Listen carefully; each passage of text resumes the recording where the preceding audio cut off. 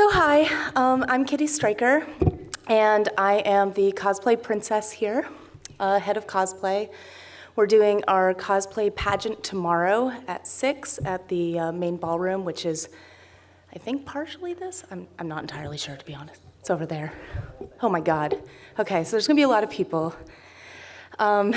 So today I wanted to talk about accountability in cosplay. And I'm gonna preface by saying I'm going to be a bit of a feminist killjoy about this topic, so be prepared for that. Because I think it's a really important topic, and it's one that doesn't really get discussed very much, except for on Tumblr. And, you know, things on Tumblr can get kind of out there very quickly. So I'm gonna take off this hat, actually. Whew, okay. So first I want to talk about creating safe space and what that means. I feel like when I came to GaymerX last year, it was really important to me that this was a safe space, and that in the booklet they talked a lot about how to create a safe space, being accountable for the words that you use, and I noticed they even have a description on how to respond to being called out and how to call people out respectfully, which is really awesome. Because I think that it can be really intimidating. It could be really intimidating to tell somebody, like, actually, I find this thing that you're doing to be kind of hurtful. It's a very vulnerable space to be in. And on the other side, it's very vulnerable to be told that, because, you know, there's a trust there that you're going to respond well. And what that means is very different to different people. Again, see Tumblr.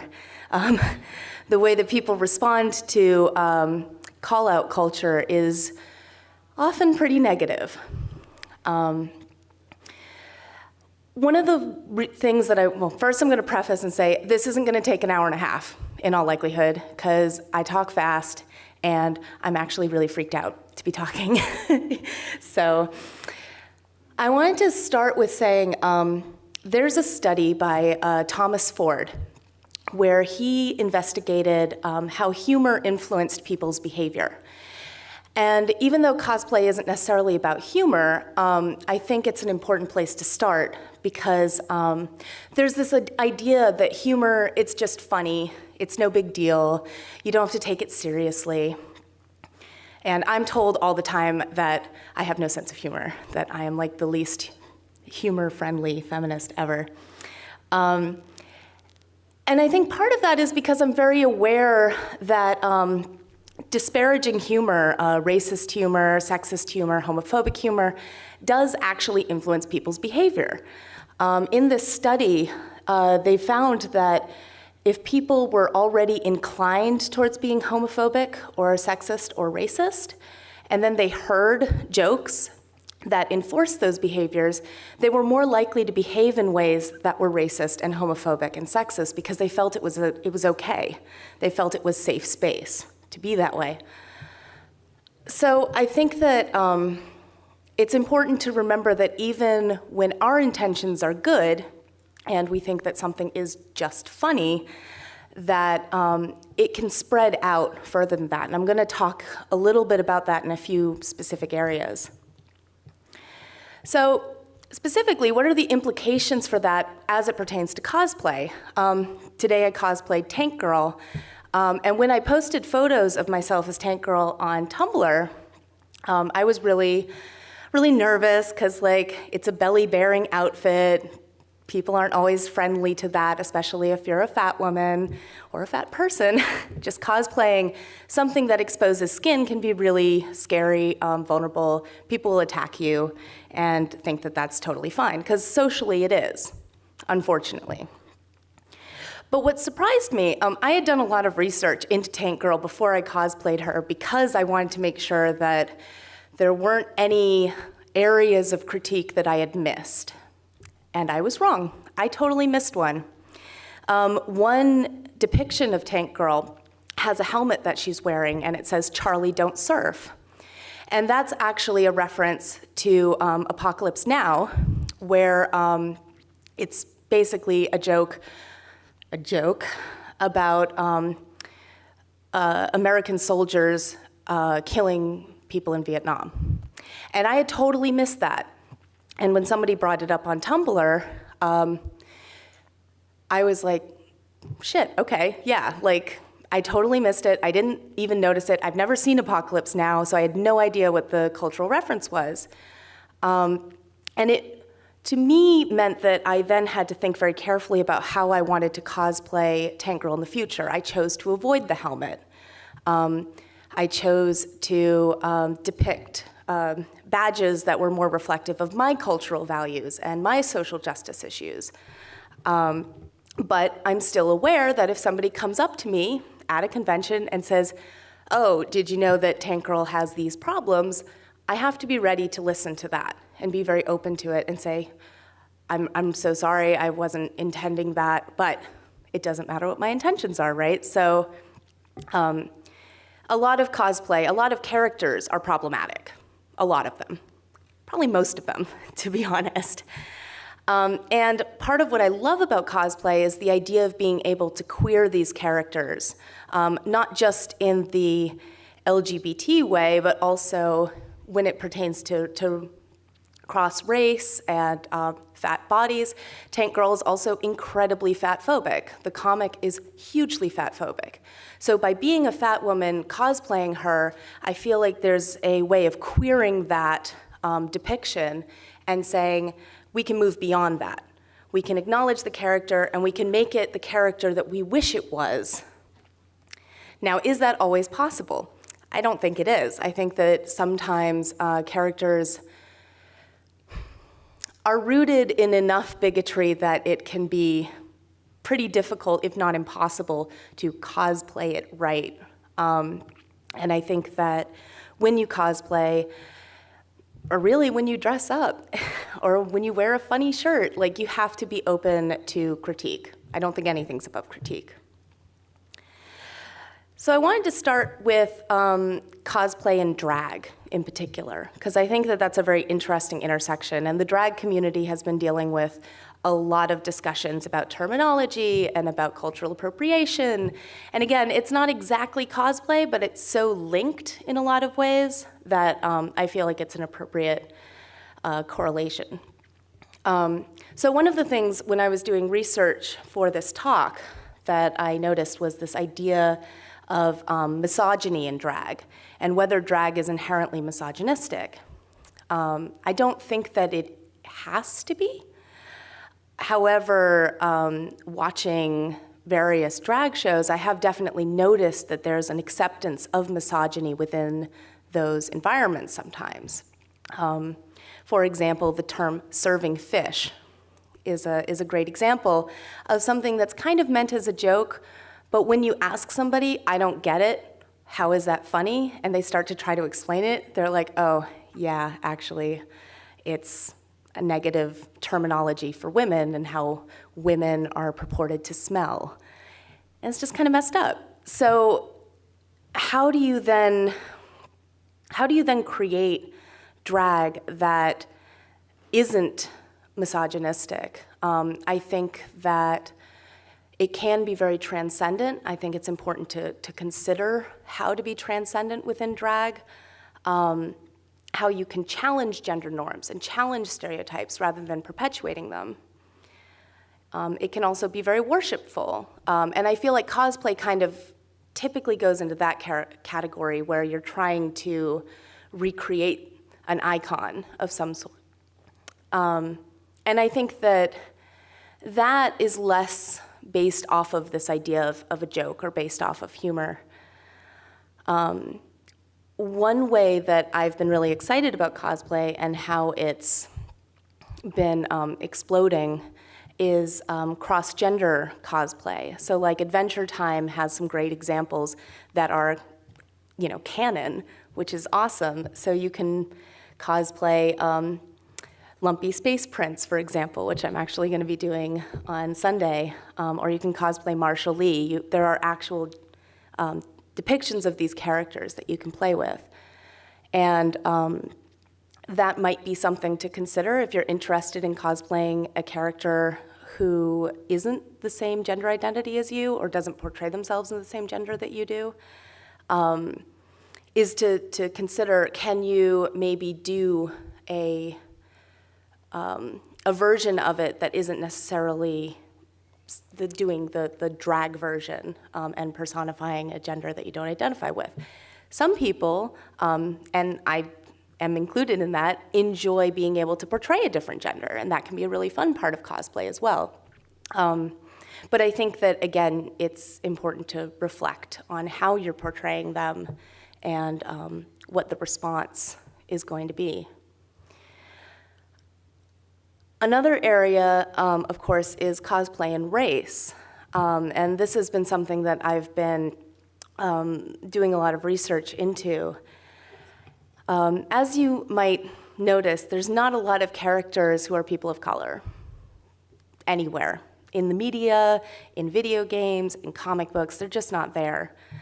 And that is fundamentally indicative of cultural racism and a privileging of white bodies as being the ideal and the normal. And one of the discussions that goes on a lot that I've been witnessing is it different when black people play white characters versus when white people play black characters? And different cosplayers have different opinions about this. Some feel that it's very different, that because there's this privileging of white bodies, and because there's so many depictions of white characters, it is difficult and kind of, God, what's the right word? Niche making? That's totally not it, but it can mean that, like, if you're a person of color, you only get to play characters of color, like all 50 of them, and that's it. I think that that's kind of a problematic attitude to take. However, I also feel pretty strongly that doing blackface or yellowface is not okay. Wearing culturally appropriative outfits is not okay. So what do you do if your character depends on some level on those, costume signifiers? Sometimes you can change them a little bit so that the signifiers don't have to be there and the character can still come through. A lot of characters have multiple outfits, and with Tank Girl, I was able to shift it over. But sometimes that's impossible. And then I would say it's worth reflecting on if you really, really need to do that cosplay, because you're probably going to get called out on it, and it's going to be a difficult conversation and one that you should be prepared to have. Another thing that I see come up a lot around cosplay and race is this idea, there was a woman, Shaka Cumberbatch, who does a bunch of different cosplay, and she cosplays a lot of white characters and a lot of Japanese characters. And she kept getting this response of, wow, you look really good for a black cosplayer. And I've definitely gotten that doing cosplay. You look really good for a fat cosplayer. And it's like, well, I'm not cosplaying black this or fat this. I'm cosplaying the character. And this just happens to be what I look like. A good example, too, of sometimes the characters are changed through how different media ends up casting them. More often than not, that ends up being people of color who are characters who are people of color in their written material, who then get changed to being white for public consumption. Harry Potter is actually a really good example of this, where one character actually changed ethnicity from one movie to another, which, I guess they're teaching some amazing stuff at that school. I can imagine a lot of people might want to be able to do those kinds of body shifts in all different directions. But that's not the world that we live in. Another example is Baxter Stockman from Teenage Mutant Ninja Turtles, who was written as a nerdy black guy, but ended up becoming that sort of default white dude for the movies. Now, very occasionally you see this happen the other way around. For example, Nick Fury is a great example of that, where he was originally a white character and is now Samuel L. Jackson. I mean, he's not any black guy. He's Samuel L. Jackson, period. But that happens pretty infrequently. And I think that when you are considering characters, it's important to consider the systems of privilege that we live under and sort of intersectional awareness. I talked a little bit about cosplay and size. You know, I think that playing a lot of characters are, I mean, let's face it, a lot of characters are male and white and thin and straight across the board. And not just thin, muscular, very muscular and thin. And so it can be really scary to cosplay a character when you don't portray possibly even any of those characteristics. One of the comments that I got on Tumblr about my tank girl was, but how could tank girl be fat when she lives in the desert and is starving? And thankfully, because it was Tumblr, a bunch of other people yelled at them, so I didn't have to. But I think that you're putting yourself out there. And I think that can be really, really difficult. There is a lot of racism and sexism and fat phobia and homophobia within gaming spaces, within queer or geek spaces. And when you play off your costume as a parody rather than a cosplay, I think that there's some possibility that you're doing yourself and cosplay in general a disservice. So I initially wanted to call this Fat Tank Girl, and then I was like, but why? This is just my tank girl. I don't have to give that apology for my costume. And again, there's just not the representation there, so there's just not a diversity. So what can you do? So I'm guessing you're here because you care about this topic and want to think about cosplay and critique within cosplay. At least I hope that's why you're here. Maybe you just want to look at my awesome outfit. One of the things that I do when I'm cosplaying a character is I tend to look up name of character and then critique. And I just Google that, and I go through like 3 or 4 pages of stuff to see if there's anybody who has said, here's my problems with this character and here's why. Sometimes, I mean, honestly, a lot of tank girls' critique is like, oh, well, they think that she's a feminist icon, and she's not a feminist icon, and here's some reasons why. And I felt okay with that. I could deal with that critique. However, you know, sometimes there are things that you miss, and I think that, like with the helmet, if you don't do due diligence, then you might get surprised by certain aspects of your outfit that you hadn't necessarily thought about before. Another thing is, like I had said before, you can think about the problematic areas of the chosen characters that you want to portray, and then use cosplay as almost a healing process. That sounds really hippie woo-woo, I'm so sorry, but like, I think that for me, I mean, let's face it, female characters are pretty much going to be wearing spandex and very little.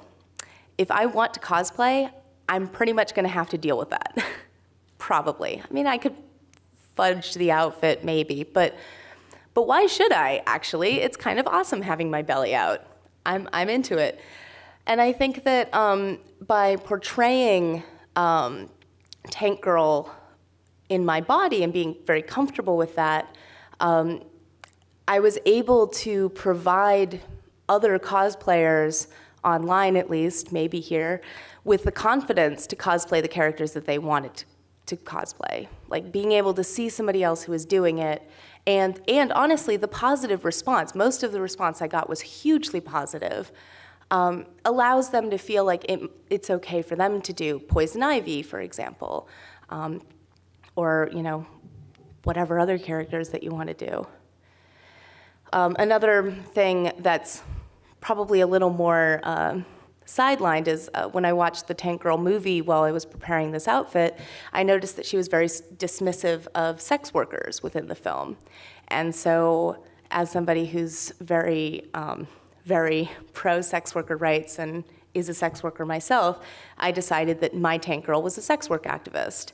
And so a few of my buttons depict that. It doesn't necessarily have to be like a blaring neon sign that like, okay, I'm doing this character, but here's all the things that I'm doing differently so that it's okay. But you can make these little nods, I feel, that can actually make a huge amount of difference in terms of how other people perceive that character.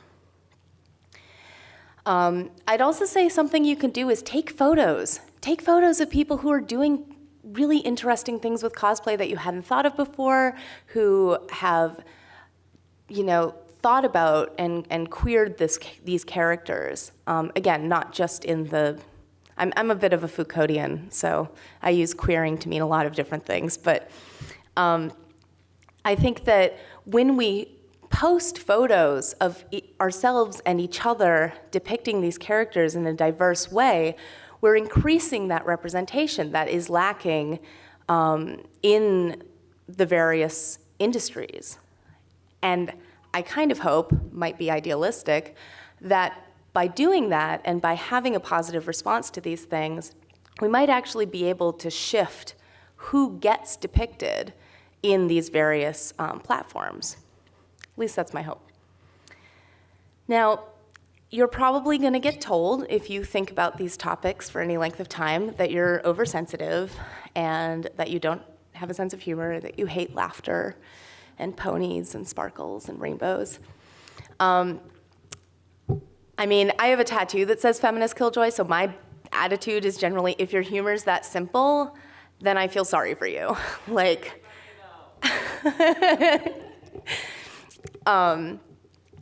and I think that, being compassionate doesn't cost you anything. Like, it's pretty easy to do, actually.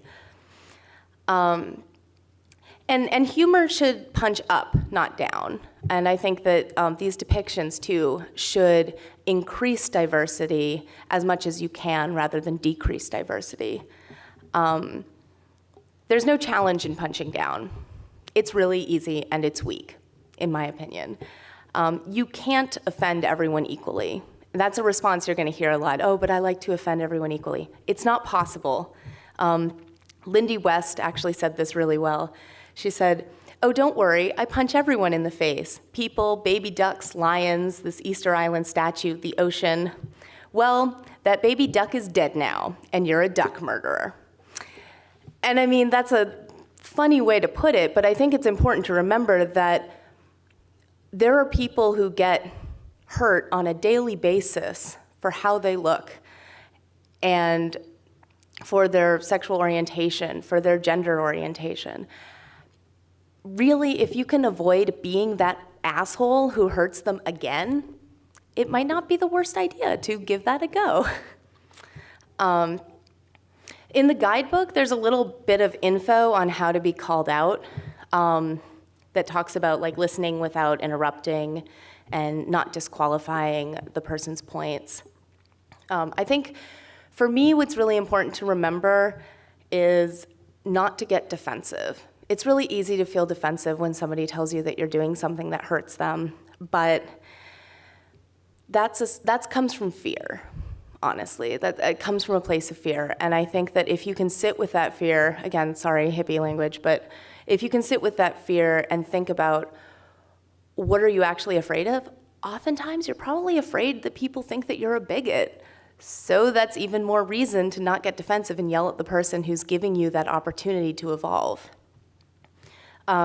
It's really good to consider power dynamics and to understand that calling somebody out is really hard.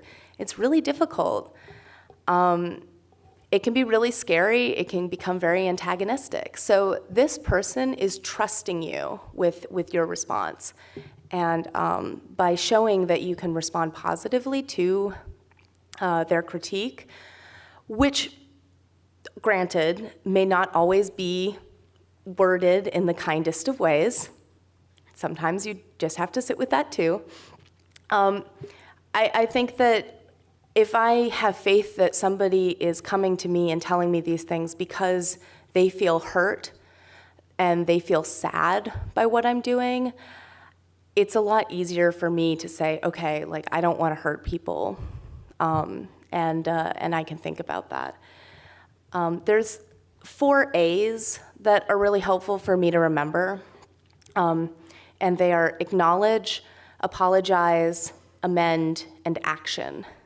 So obviously acknowledging is saying something, and I'm sorry, I'm going to have like therapy language with this one, but like saying, so here's what I'm hearing you say, is that right? So that you make sure that you're hearing what they're actually telling you.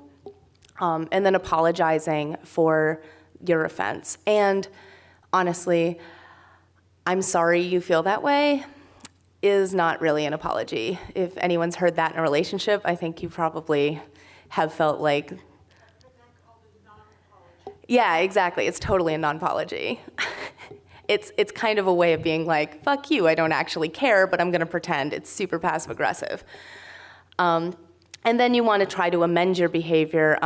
Like, for example, when I was thinking about how to cosplay this, I decided that I wasn't going to do the exact costume, but I was gonna mash 2 costumes together.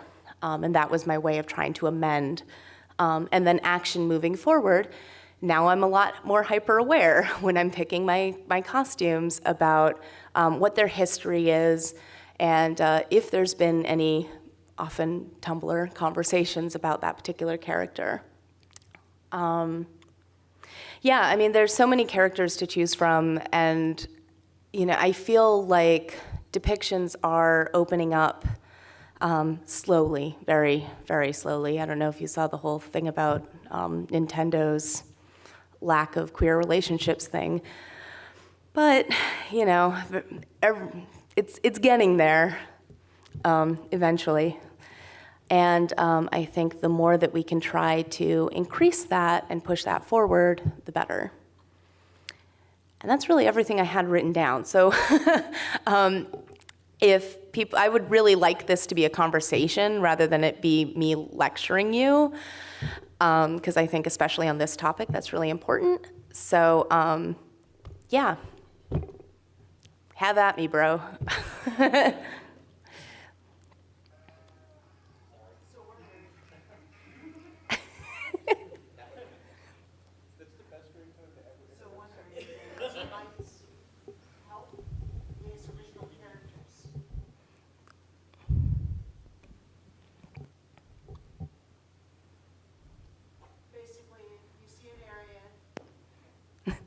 You might just have to yell. I'll yell too. We'll be in it together.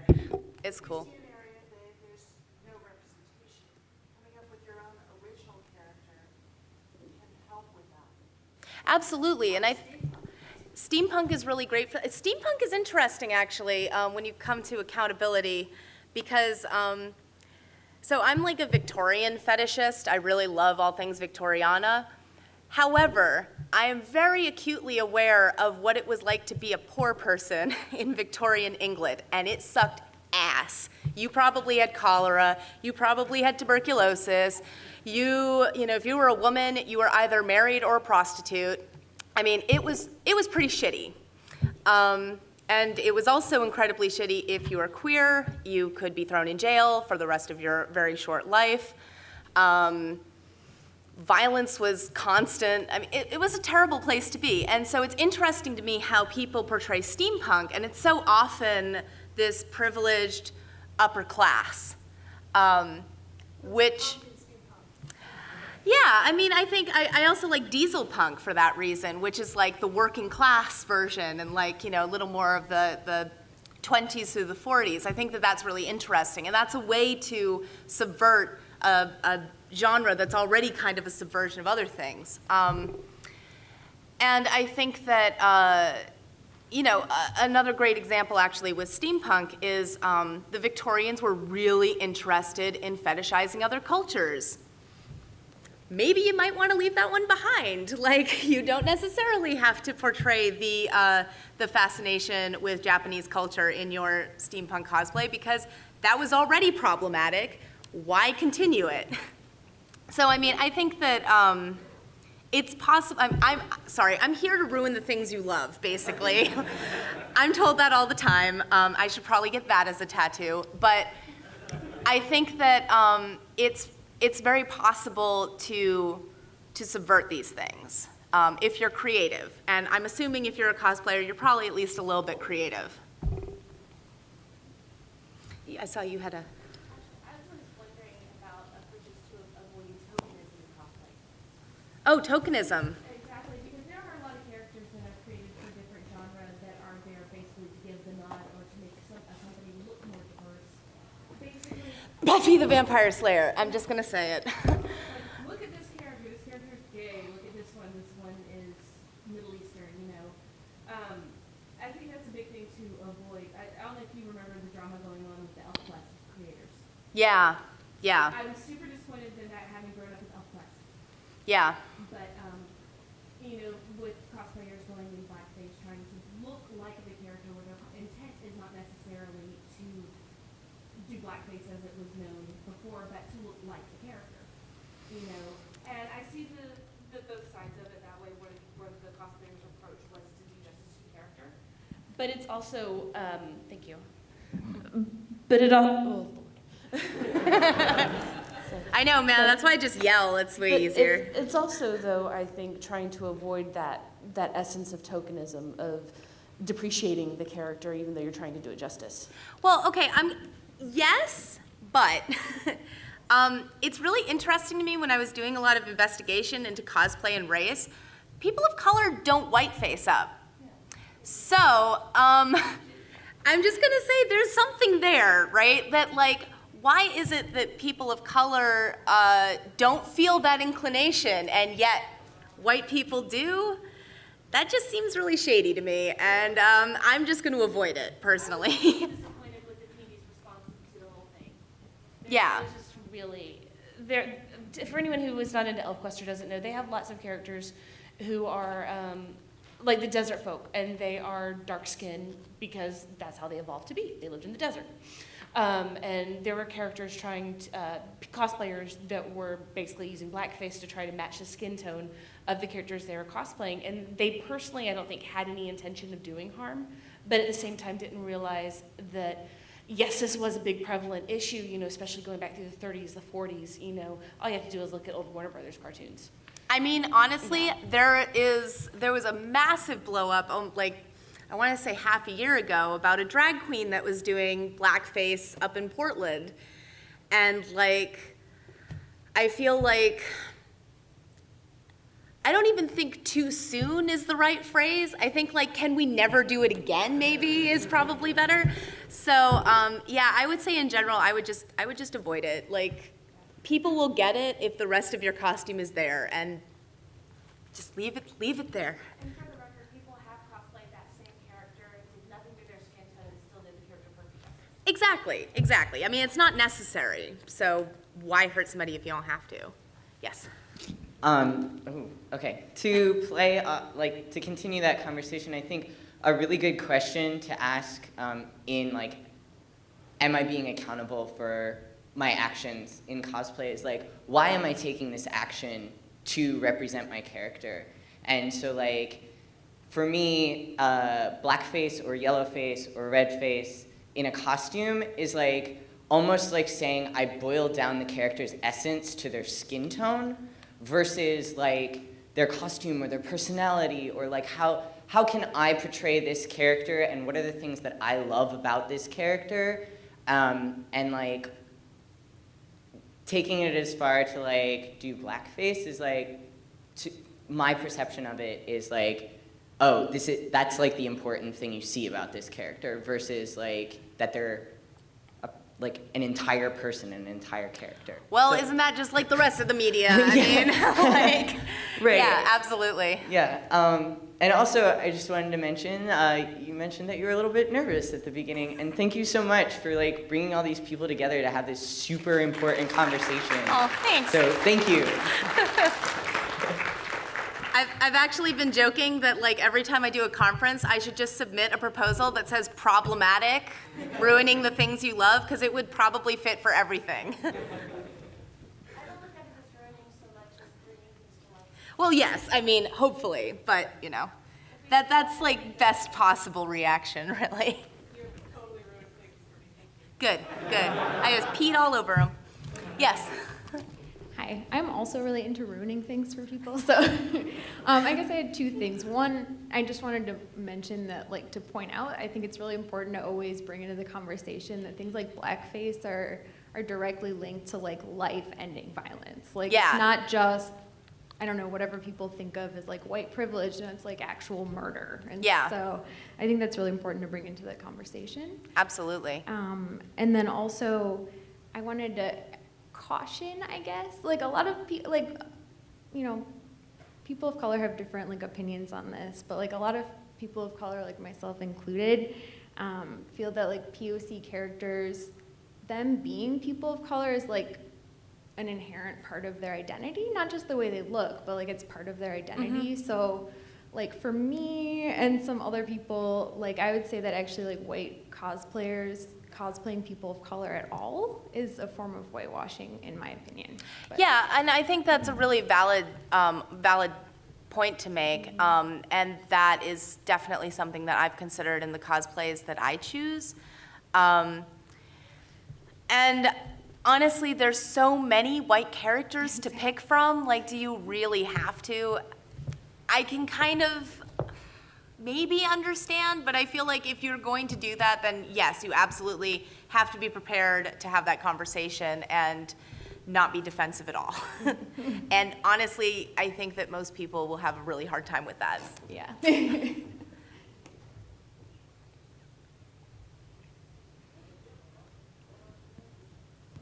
Hi, I'm Laura. I just want to say that I think there's a lot of focus on the Northern and Western European look, because that's where a lot of the game people and a lot of our culture gets its myth from. Not from the Eastern, not from Southern, not from, Italy or Spain or Poland or anything like that. It's almost strictly Northern European and Western Europe, Anglo-Saxon. I think that Blizzard really missed the boat when they did their Mist of Pandaria, because they could have come up, they were going to do an Asian expansion. They could have come up with the coolest Bruce Lee. There's billions of Asian people out there. What did they come up with? Pandas. Pandas. Well, and you see that a lot in other media that, like, Disney princesses, like, really? I mean, yeah, and not just that, but a lot of people of color in Disney even are animals. What the fuck is that about, right? Like, so, I do want to, I'm very lucky in that my parents were super into mythology, so I actually was brought up with a lot of different mythology. Yeah. And I think that, I will say, I think that it's nice that I know about a lot more sort of diversity. However, again, I think that it can be difficult and definitely problematic often to tokenize, as was said before, by having, like, I think that making Asian people into pandas is tokenizing. I also think that if your one depiction of Asian people is in this one expansion pack, that's also tokenizing. So I feel like it's a process for sure. However, I think that there's a lot more that could be done. Flyers, when you advertise things, I think that's a really important Because the first gaming impression. world has an opportunity to have this myth evolve, and they can actually create the myth. They can build on this myth, and I don't think that they do it properly myself. I think that they could go further. why slender people? Why not overweight people for some NPCs? And, why not give those heavy people positive attributes instead of just making them, silly or lazy or whatever? And they can lead the way for this because so many people, ascribe to them. And I think they really kind of blow it in terms of that. I mean, I think that's actually, my partner introduced me to this YouTube show, Hey Ash, What You Playin', and which is amazing, and I highly recommend that you all watch it.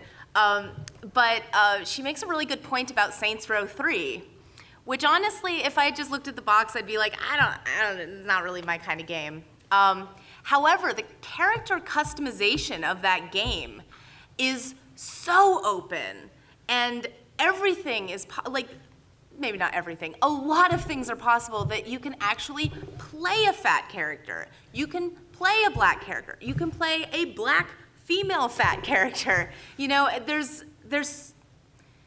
It makes me realize that it would be possible to have more of these depictions available. And they're all on sliders anyway, so you can make a choice to keep going with those sliders. So I would like to see more gaming companies and movies and everything have be willing and ready to go further than just this little narrow area of depiction. Hello. I'm a cosplayer of Asian descent, and that's kind of tricky because I do kind of play with my face. Like right now, I don't think anyone can tell that I'm Asian. I feel like clown face and white face are different. Yeah. Maybe that's just me. Yeah. Well, and I do different characters, but I have been told, say I do have a giant afro when I put on a fro and I just have my regular drag face on. Everyone tells me I look black. I do have one of those kind of multi-ethnic faces, which is kind of weird. But the curious thing about it is I used to do kind of more historically accurate, kind of Victorian, Elizabethan, because I love that kind of stuff. After hearing discussions like this, I don't really feel that comfortable doing that anymore. Because one of my favorite cosplays used to be, I used to do a really tall version of Cordelia from the Lestat series. But she's super white, super pale. So then to do that, if you look at True Blood vampires, it's all the white vampires are actually pale, and then you have Terra, and she's just Terra. There's no distinctive feature about what a black vampire looks like, and I don't think they've also not really figured out how do you figure out how to do a pale Asian person, because you can't do it, but then I'm a makeup artist, so then you'll basically just make them look sick, which is kind of what they're going for, but then you might get called out hey, there's so much tension around that issue that I think just trying it out is kind of I also find it interesting that when I do go out in an Asian character, I don't usually get, oh, you're beautiful, or I usually get, oh, what race are you? It's what kind of Asian are you? I'm Yeah. It's why don't you guess? But it's, it is, I don't have as many issues with my stuff. I occasionally run into it. And tomorrow I am changing my skin tone, not because I want to be white. Ironically, I am using the foundations I usually stick on my white actors or whatever, but I do Queen Amidala, and my foundation for Amidala is the foundation that one of my girlfriends uses, because she's so pale, and she's I hate you. But, it's kind of one of those things, it's yeah, that line of when is it appropriate, when is it not? Well, I mean, honestly, I would also say that and this might be controversial, but I feel that it is, again, it's very different, in my opinion, if a person of color decides to do whiteface. It doesn't happen often, which is a start for why it's different. And there isn't the history of violence. It's just not there. So, I mean, I guess, as with anything, be prepared to have that conversation if it comes up, but I also kind of feel if someone comes up and says, I'm offended by your whiteface, then this is a acceptable response. Yeah, I mean... It's I think one reason that we don't see it more often Yeah, yeah, totally. Anybody else? Oh, yes?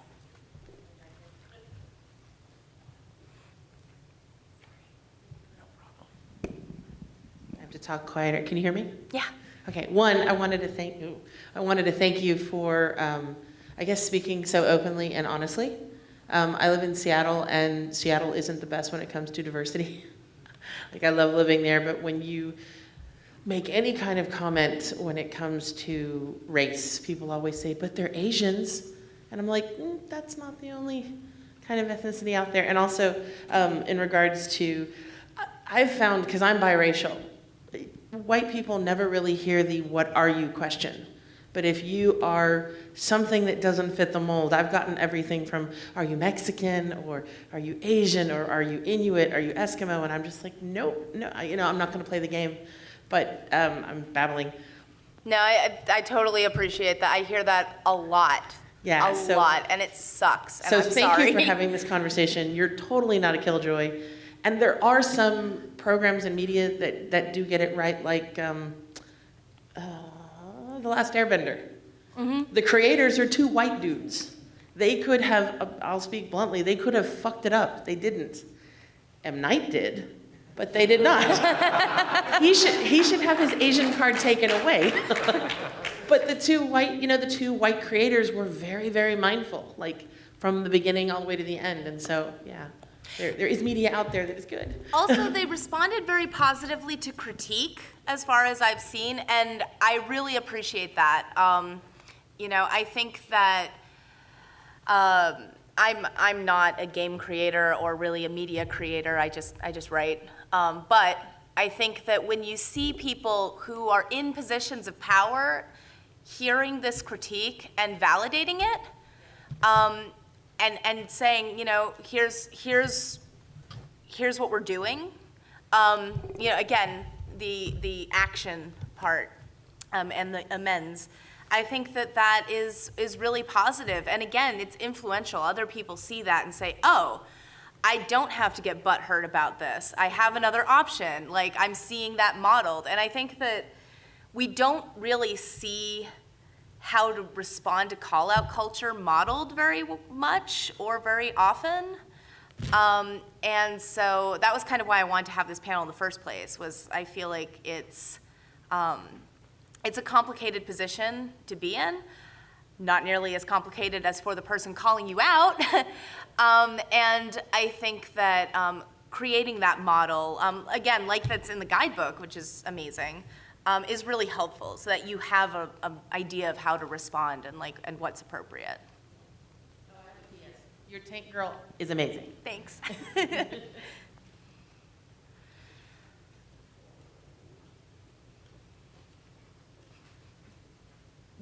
Thanks. Kind of switching gears slightly. As somebody, I've never done cosplay just because of body. I don't want to say issues, but I'm proud of being a bigger guy and having meat on my bones. But I've always wanted to do cosplay, but never been able to find a character that I thought that I could portray being a bigger guy. And you kind of run into these like little niches of, well, then you have to, you could play Sergeant Hatred, he's a bigger dude, or, Zangief, or, these like very few characters, but you might not relate to those characters. And I just want to kind of thank you for the whole Tank Girl thing, along those lines of, it's kind of giving me the bravery to say, well, here's a character that I admire for other reasons, and I want to kind of take aspects of that and put it together and kind of go outside of those body image expectations for a costume and start doing it myself. Absolutely, and actually, for that, Tumblr has been super helpful for me for looking at artist depictions, and DeviantArt too. Looking at artist depictions that expand the images of these characters. Actually, I first started cosplaying with My Little Pony, and part of what gave me the confidence to do that was that most of the time Pinkie Pie was depicted as a plus-size person. And it had never occurred to me that, that any My Little Pony, when humanized, would be plus size. And once I saw it, like, kind of regularly, I was like, oh, I guess that would be cool for me to play. And then I totally sideswiped and decided to be DJ Pone 3 instead, because, you know, it was easier for me to throw that together. But I think that, I think it's really sad that there aren't more depictions, more diverse depictions to work off of. But I will say that fan art tends to be where I get a lot of my ideas from. And there's some amazing cosplay blogs that address some of these things. There's a cross-race cosplay blog. There's Cosplaying While Black, which is fantastic. There's several, like Fuck Yeah, Fat Cosplayers or something. I will say that there aren't very many plus-size men in these blogs, but maybe you should get started and inspire a bunch of other people. Oh, that's what I was going to add, was like, my favorite part of picking a cosplay costume is I always think is what would be funny on me. I wanted to be Lulu from League of Legends, and she's a tiny little purple fairy that big, and I wanted to go as her, and I have a beard, and I was not going to shave it for anything. And so it's like, because nothing would be funnier than to be tall, statuesque, purple, and have a beard. And like, even though my character would be a woman, it didn't matter to me. My Lulu will be a bearded one. Absolutely. Damn right. Did you see Peach last year? Somebody cosplayed as Peach, and she came in full beard, and she was amazing. She was the funniest one. But like, it's all about taking those comments that you get from your cosplay, and like, I think of it as like waterbending, where you take your offense and you turn it into a defense, like, and fling it back in their face, like.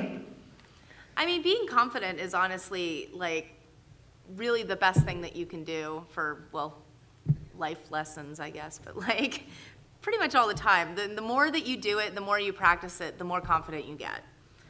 It's very challenging at first, but as you continue to do it, eventually you start to get into the flow of it. I know I already said one thing, but I wanted to add one other little thing. The biggest way to disarm either someone trying to insult you or trying to call you out in a positive way is to say thank you. Because if they're trying to insult you, they don't expect you to thank them. And if someone is expecting you to be defensive, thanking them will make the conversation go a lot better. Thank you goes a long way. Yeah, I mean, you know, I think that when people call you out, they tend to be very bristly because they're very scared of what the reaction's going to be. And, you know, and a lot of that fear can manifest as anger. And yeah, I think that thanking people, I mean, because ultimately you're thanking people for that vulnerability and for telling you, you know, so that you can make yourself more aware. I mean, who doesn't want to be more aware? So yeah, I think that that's a really good way to respond. Anybody else? No? Okay, that's it. I'm done.